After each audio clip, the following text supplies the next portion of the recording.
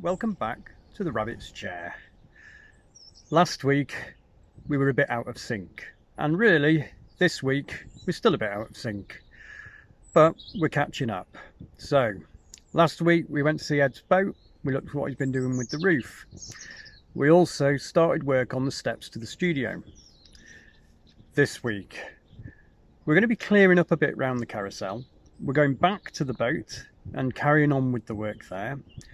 And we're also going to have a wander round. So we're going to spend a bit of time with the alpaca and generally sort of have a look at what we've been doing over the past years and look at the production stuff we do and look at some locations. So look and see where things were filmed. So yeah, as well as trying to get around to clearing the carousel area. Right, let's go. Let's see what happens. Well, we're up doing the horses fencing and the nights are starting to draw in. We're getting dark earlier, but we're getting to see some really quite nice sunsets these days. Oh, yeah. Bit of a wander over to see the alpaca now and then back for some tea.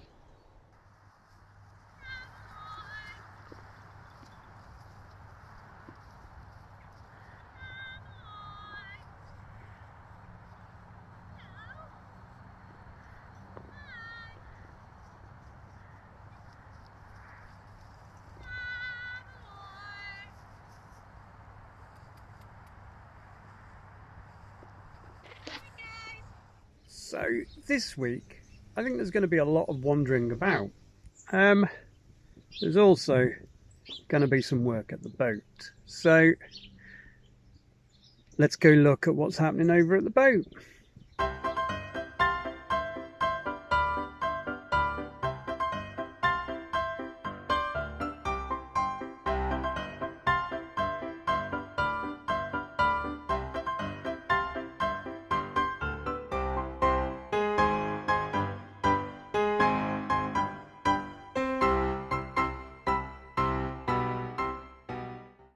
Well, that's all those cables off, and we can go look for some proper piping tomorrow. But we've just tidied everything away to make sure no water or anything gets in it whilst we're away. And we're going to look at probably wiring, and not going to do the engine mounts today, but we're going to look at the engine mounts whilst we're here. Yeah, let's get on with that.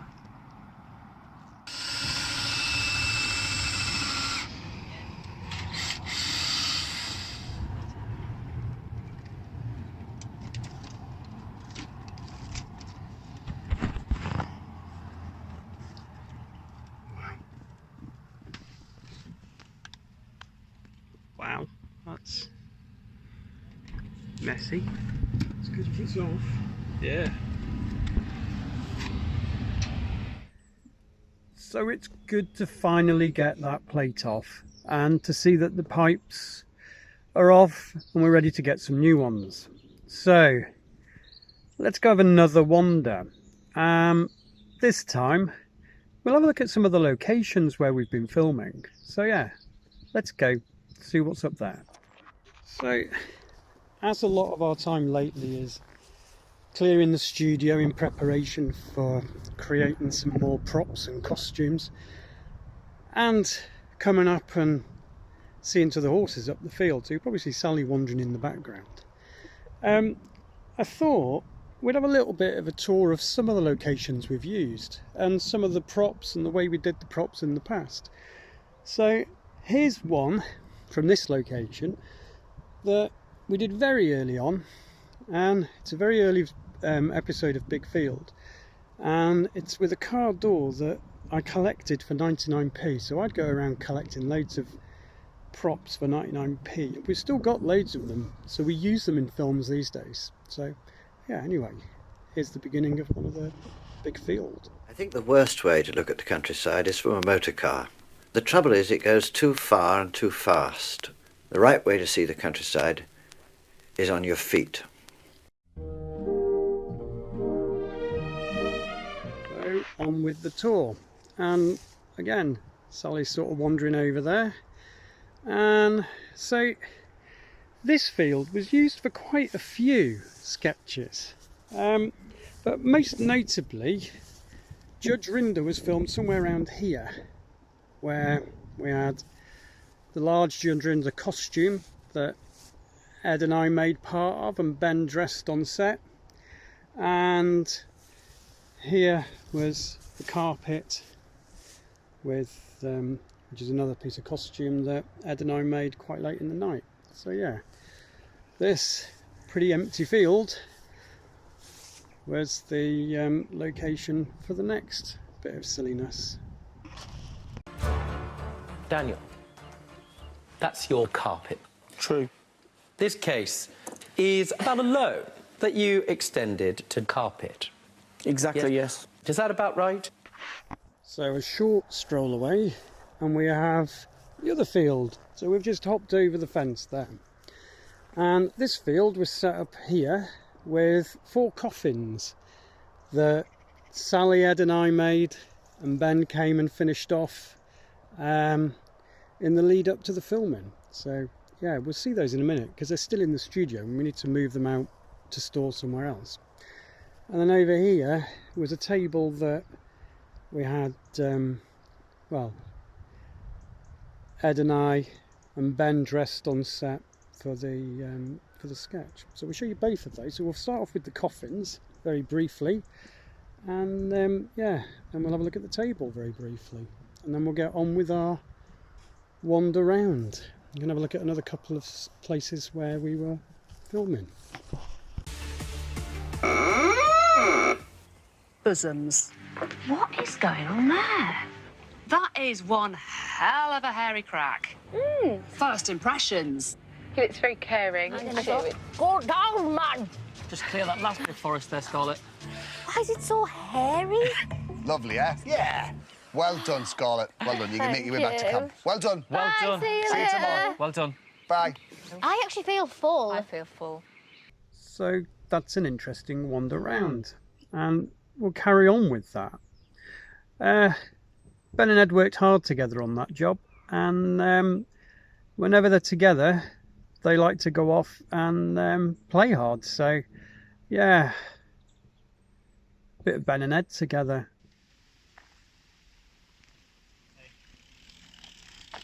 Hello.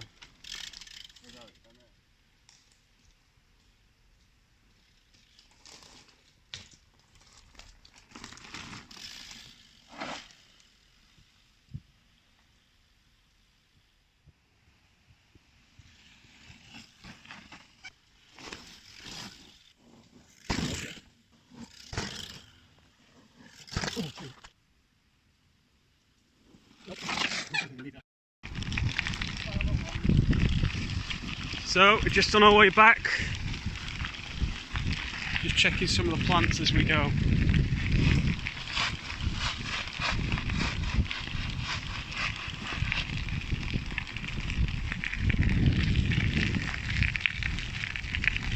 A couple of blackberries knocking about, a couple of apple trees coming in, a couple of bit of chervil.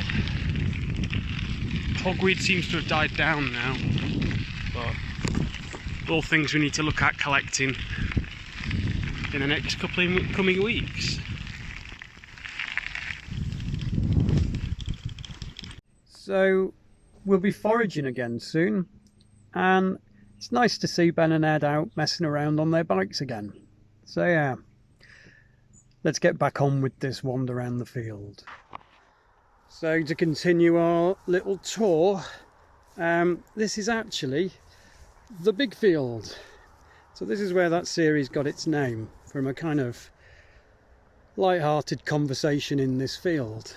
So we come up here, so we had a sketch that we did up in this area, and most sort of interesting about that one is this ditch here, and it's where Ben was hidden, and we constructed a device to create an explosion that had some sort of post-production effects on it. But essentially we created some explosions here, so we'll look at those in a minute. But these are interesting because exactly the same setup was used on a slightly large compressed gas scale in the more recent filming that I was doing in Munich. So yeah, let's have a quick look at that explosion.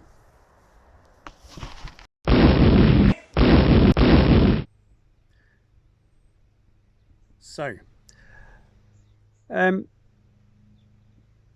Ed's found what he's been looking for. I've found a dinghy and I'm going to go pick it up. Well, we're going to go pick it up.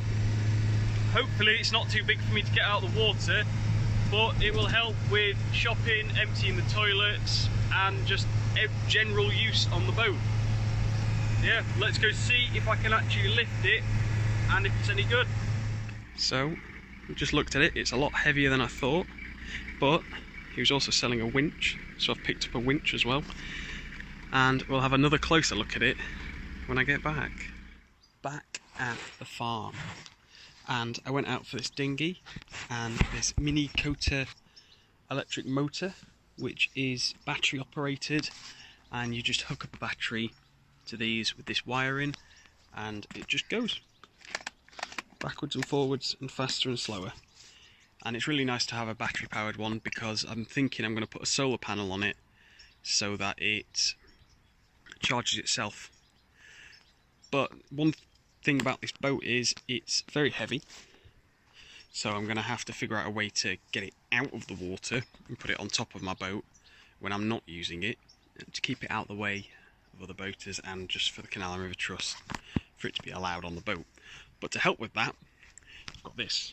So he was selling a winch, which is probably going to be mounted somehow. I'm unsure how I'm going to do this yet, so that's going to be fun to find out how I do that. So keep tuned to see if I manage to figure out how to get this boat out by myself, because you can lift it with two people, but one person, it's quite heavy. I could probably do it, but it'd be a bit of a struggle. But along with doing that, I'm also going to be cleaning it up, repainting the inside, filling in these little cracks that have occurred in the hull, and then painting all this outside, sanding it down and painting it all. So all that's yet to come, along with everything else with the boat. But this is exciting. I now have a little medium-sized dinghy to be shopping in, to be taking the toilet to the Elson toilet to the disposal unit when I need. But I need to figure out how to get it out of the water easily. But at least I'm one step closer. So if anybody has any ideas, I will very much welcome it. Yeah, see you soon. That's quite a nice little boat. Well, big little boat. So anyway, he'll be working on that over the next few weeks and we'll keep an eye on what's going on there. So yeah, let's go back and have a wander around. So the wind's a little bit stronger here, but we're down at the bottom end of the big field. And as we turn around here, you can't quite see it on camera, but there's a funny little mound there. And that kind of marks the spot where we had one of the sketches where there was a sofa that we picked up for 99p and a door that we actually picked up for 50p, and Ben created the frame around it and worked out how to stand it up in the middle of nowhere. So we'll have a quick look at that sketch, but really that one's where the boys worked really hard on that day to carry a stupidly heavy door and a settee and a table and chairs. So I don't know which one we've got, I can't remember which way round it is, but we'll see either of them. But worked stupidly hard bringing that up, and you can see the amount of mud in this next one. So yeah, that's quite a rough day for them too. Go and get your bags packed. I knew this was going to happen. It was only a matter of time. Cat, sweetheart, Cat. I missed you, Cat. I miss you and all. How does life get this good, eh? All right, I'm coming! It was terribly painful. It started to swell up, and I don't suppose I would ever have found that nest if I hadn't sprained my ankle. And over here, we had a little intro for one of that series. So we'll have a quick look at that, and then we'll return to have a look at something else. So let's have a quick look at that one. Never punish a dog. Shake him by the scruff of the neck and growl at him. That's what he understands. Cup of tea? No, of course not. Okay, so that was part of the big field ones, and then later on another film was filmed in this location called The Champ, and this gateway here was where we did a short film for one of the training parts of The Champ, and some bits on the brow of the hill over there. So I think we'll just look at a short section of that one, and I think we'll look at one of the training bits that happened across this gateway. So here we go, let's have a look at that one.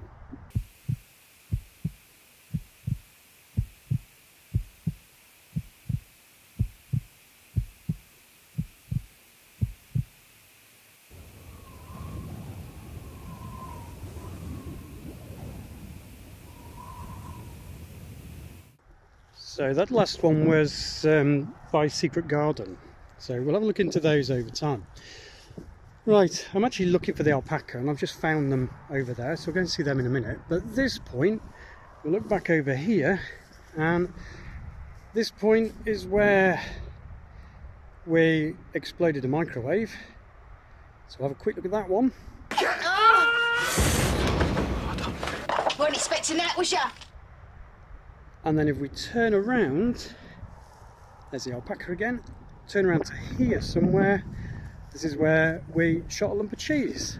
So let's have a quick look at that. I like cheese. I like cheese. So yeah, so we've used this for quite many locations really. So this is one of the fields that we've used for locations for a couple of series, and a couple of other films, and we do some live performances in here, and a lot of the other sort of performances we've shown you over time have been done in one of the fields at any one point. So yeah, it's quite used. I'll see whether I can find any over time of any other films or performances that have taken place in any of the fields. So yeah, quite often used as location.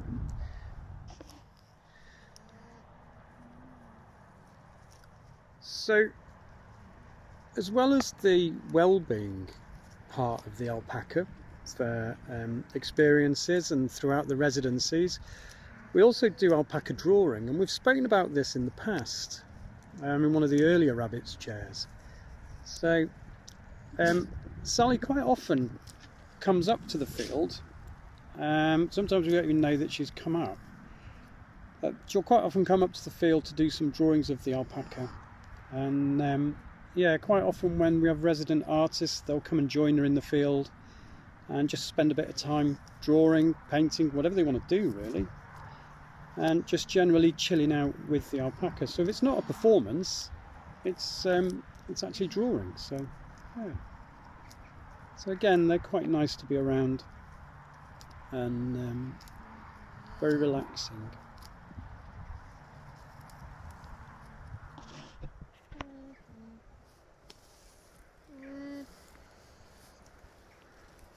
So there's a deer running over in the field. It's actually running towards us. I don't think it's running towards the alpaca.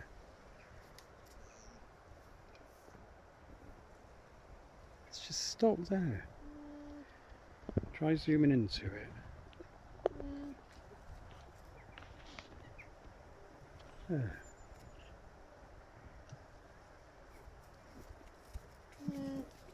It looks like it's a young one.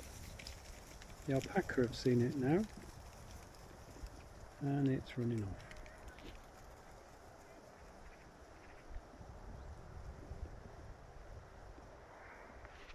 So we've done our round trip, going to see the alpacas and doing the horses, and then we've just come back down here, and I've just remembered that we did a couple of silly little sketches here as well. So it's getting a bit dark now, but let's have a look at those very quickly.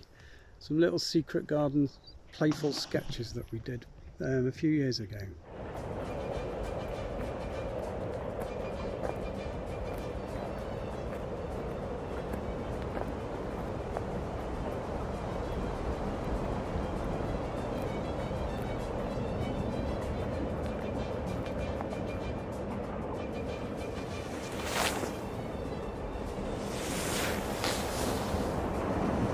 So it's nice to have a look at some of the locations, and we haven't looked at all of them or the places where the live performances have been, but we'll kind of look at those over time. Right, let's go back to Ed's other boat and see how the work's going on over there.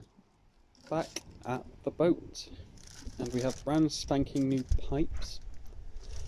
Let's see if they are the right length to be able to fit over, and we'll see what else we do today whilst we're here. We don't have much time because we had something happen on the farm and it's going a bit dark, but yeah, we're going to get on. Well, we've looked at some things. We've got the solar panels off, which is great. Probably going to be dropping them back on, and found another patch to be filling and looking at. But the other day we came and we took this panel off. We managed to get these bolts out. So let's show you what...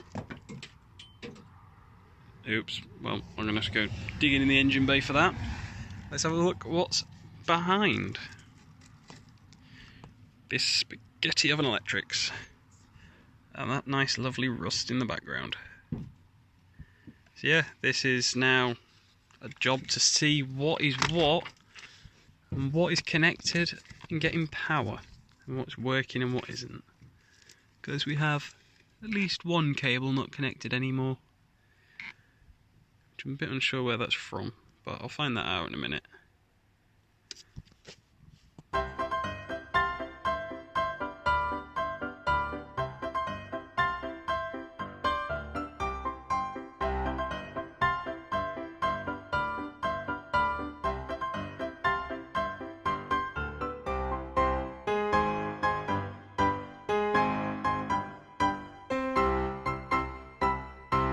Well, we got the roof off, or the bits of the roof that we need to be able to rewire it properly.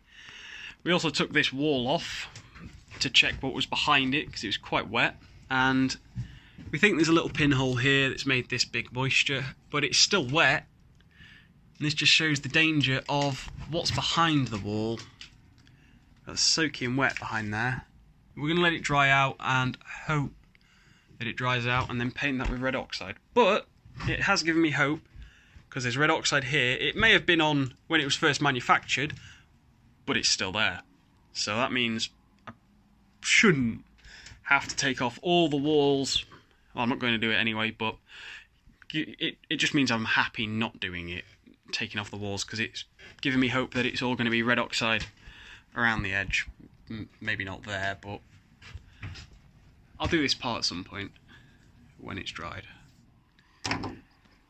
So he's crammed himself in the engine bay to take the manifold off, and I accidentally almost set the boat afire because of this little wire. One of the wires fell out and was earthing on this part here and down in the engine bay, but all's good. That ends well, because it meant we had to disconnect the batteries and pull them out so we can do some work. Big batteries over there, but you can see what it's done to the bottom of the boat, which is never good. The actual drive battery is here and needs replacing anyway, but it's on crocodile clips on the bilge pump to keep us afloat while I'm not here. So yeah, see you next time. So things seem to be moving along there quite nicely, and we'll keep an eye on that over time. Well,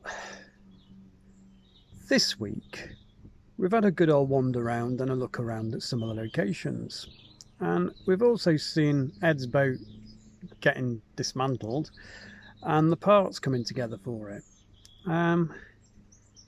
Next week we'll be back at the boat and we'll have a look at the alpaca again, and yeah, we'll just see what else happens. So join us next week from the Rabbit's Chair.